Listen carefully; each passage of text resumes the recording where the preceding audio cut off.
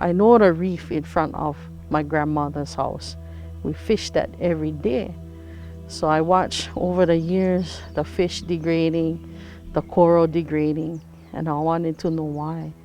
And a lot of it on Molokaʻi is because of the heavy siltation. When we got heavy rains coming down, all that water washed down right on the reefs. Just like our kupuna talk about the ahupua'a from Mauka to Makai. If we're not Mālama Molokaʻi, we're not going to be able to have abundance Makai. So for me, it's like you got to heal the ʻAina. You got to provide that Momona again. So that your culture can be perpetuated and so that you can feed your family.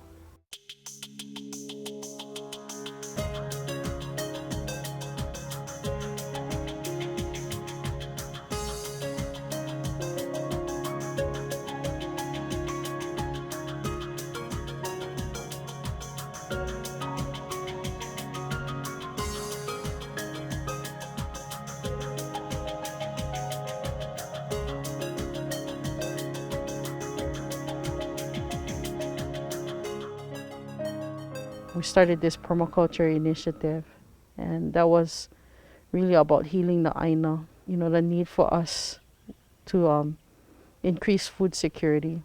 The islands imports 90% of our food, and I see that in the future, Molokaʻi will need to play a key role in feeding not only our residents but all of Hawaii. So that was our heritage as ʻAina Momona. And we can bring that Momona back. We partnered with Permaculture Research Institute, and my whole thing was we gotta do a training where we have locally trained people to be teachers. So we provided permaculture training to the staff of counselors here, and they provided a place for us to train. About 20 of us were trained, local people as well as international and off-island people. And our locally trained people, about half of them are Hawaiian homesteaders. We really need to nurture the next generation of farmers and really help in beginning farmer programs. And as we look at peak oil issues, as we look at sustainability issues, we really gotta be farming in a responsible way. And we're finding that this knowledge is ancestral knowledge too. I don't know whether you guys realize sustainability, they talk about things being sustainable, really means that a system produces more energy than it consumes and enough in surplus to maintain and replace itself. And then anything more than that is product you can sell or trade. And if you look at history of the whole planet, there's 5 or 6 sustainable systems that you can find, and one of them was yours, was this one. You're talking about the ahupua'a? The ahupua'a was one of the 6 sustainable systems in history. Man, that's quite a thing to have in your cultural history. That is huge. And the people that are taking the course that I teach, which are more every day, thousands and thousands of people are taking that course right now. They're learning, a part of that course, they're learning about your system as one of the great systems of the world. So it's pretty neat. Just like to tell you how important some of your stuff is.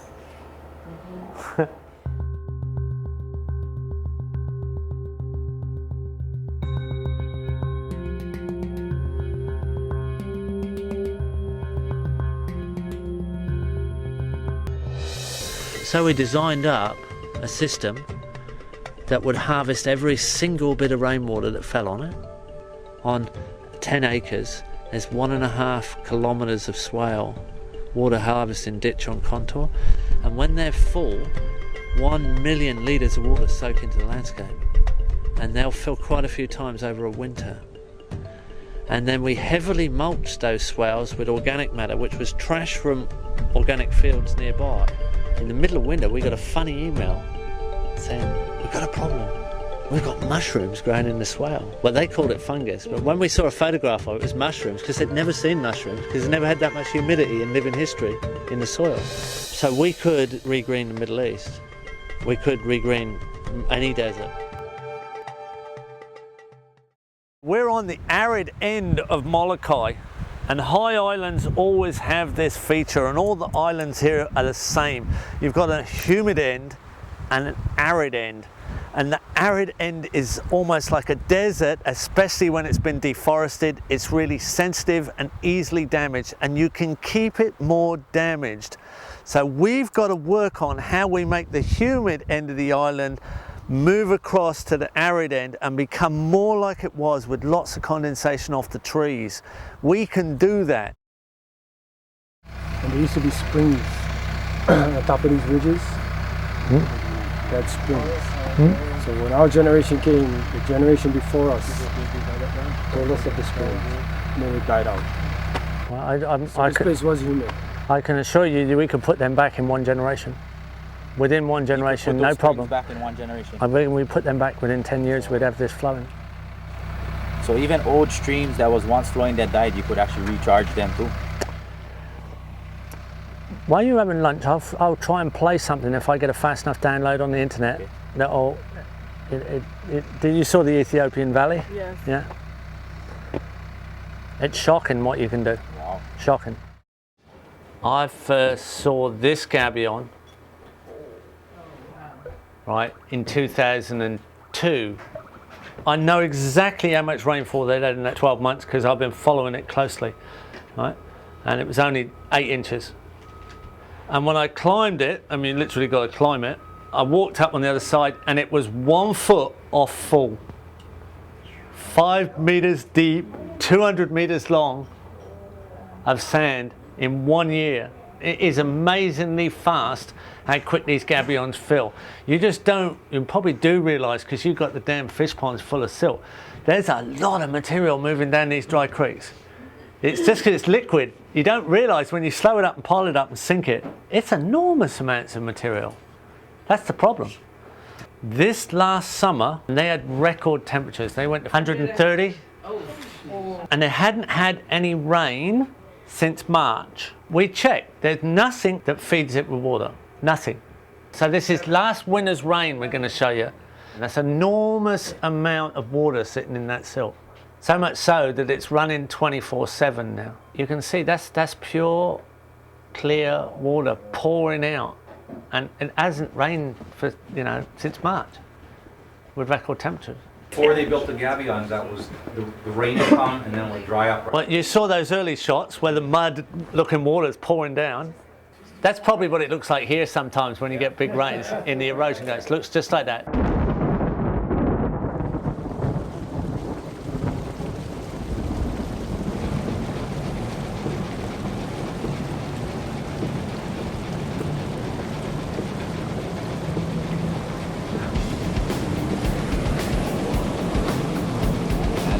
The only thing you can do on days like this is go and observe what we're doing. Right. And really See what the water's doing. you should never waste the days like this. Always go out and take the evidence shots.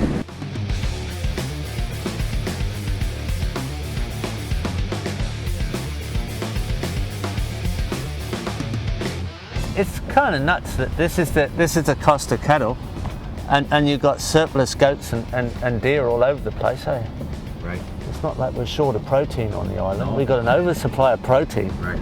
Actually, you're losing more protein on the reef than you're gaining in cows. If you do the right thing, which is that water that was shooting through, still shooting through, is slowed up. It's not completely stopped. And a lot of it is spending a bit more time there soaking in.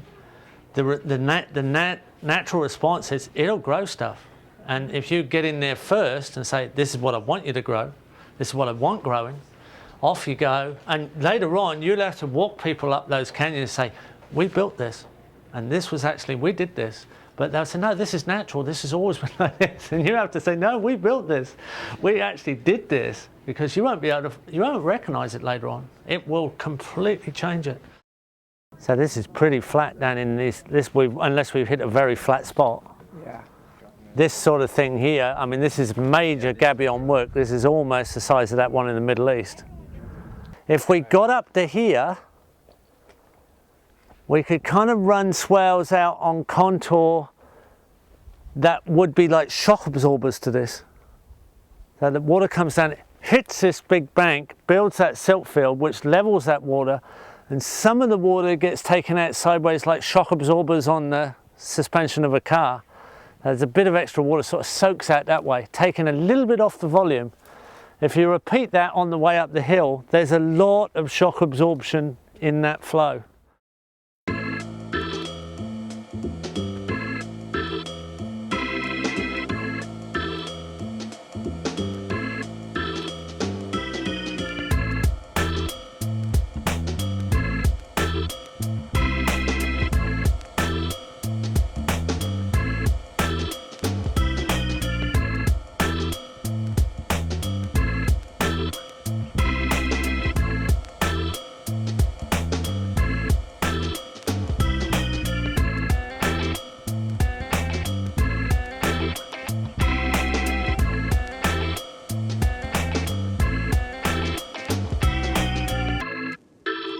We shaped this up all in one day. We planted all these recovery trees and productive trees, and we created something out of nothing, which is so typically the design work we do.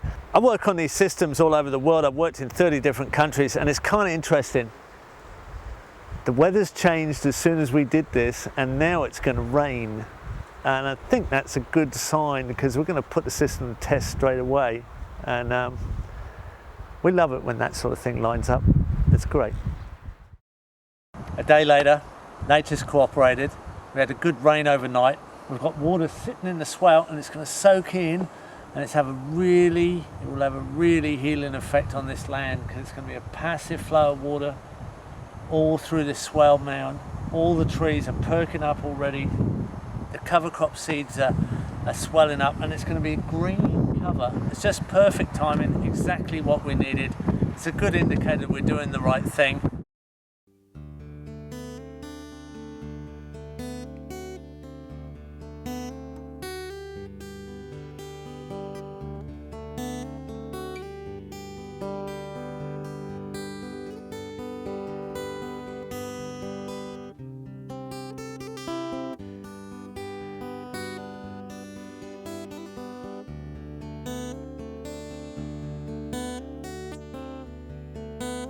This was a gift to me, and on Kukui, it plays a big part in the lives of us Native Hawaiians.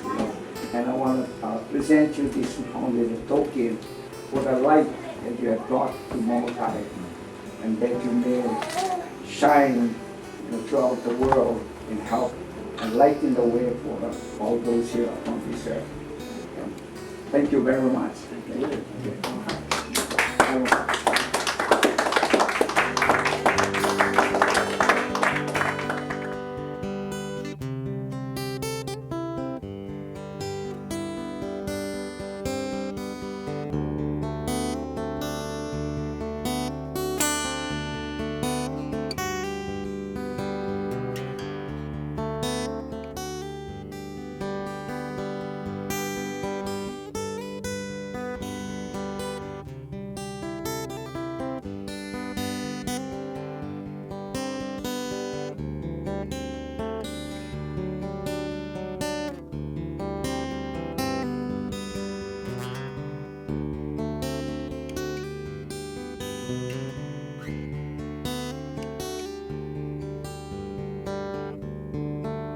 Oh, you make that happy and plant a tree. Oh, you make that so happy.